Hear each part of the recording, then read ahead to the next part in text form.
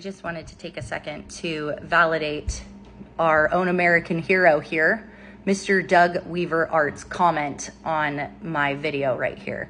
So he went to undergrad on a choir scholarship, and at no point did any of his choir teachers stick their fingers in his mouth. And that's what's been going on at St. Helens High School.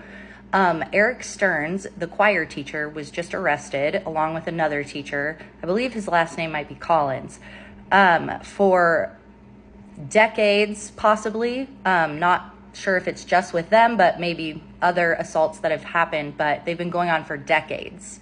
And the choir teacher had told these children that he needed to stick his fingers inside of their mouth to check their soft palate. As a vocalist and as a undergrad in choir, you have two people letting you know that that is not, nope, that's not a thing. That will never be a thing.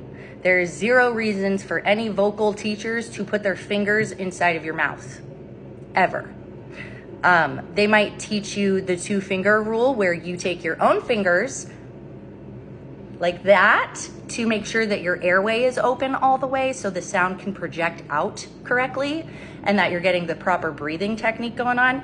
But never, ever, ever will someone stick their fingers in your mouth. That's for you to, you do that yourself just to make sure you have a 2-finger gap for sound projection. That's it. That's it. So moving forward, I think it's really important that we as community members are a little bit more open to reporting things that sound a little weird like that. If it sounds off, it's off. Okay, so I've always been taught to follow my gut or follow my instincts or my intuition or whatever. And when you're around someone and they make you feel weird, you need to listen to that.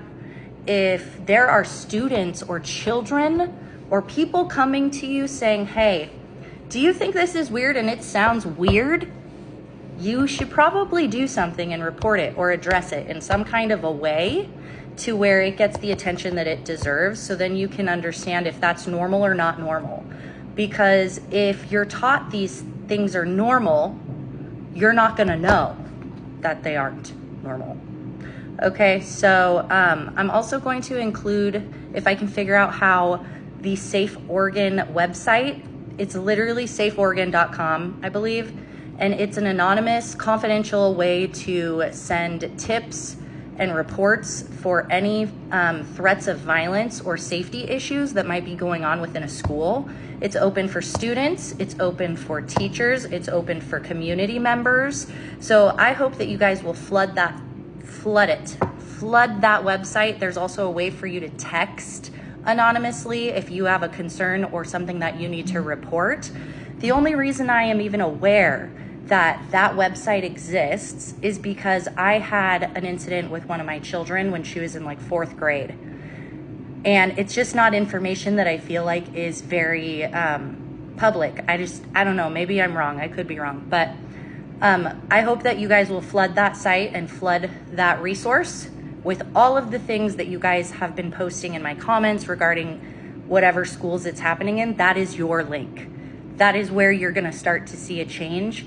The reason I'm bringing it up is because the police officer said in one of the news broadcasts that the tip that they got was from safeoregon.com. That's how they initiated all of this stuff and all of the arrests and things like that, or the investigation process. So that is a really great resource for any Oregonians to use if they want to report any concerns of threats, violence, or safety concerns.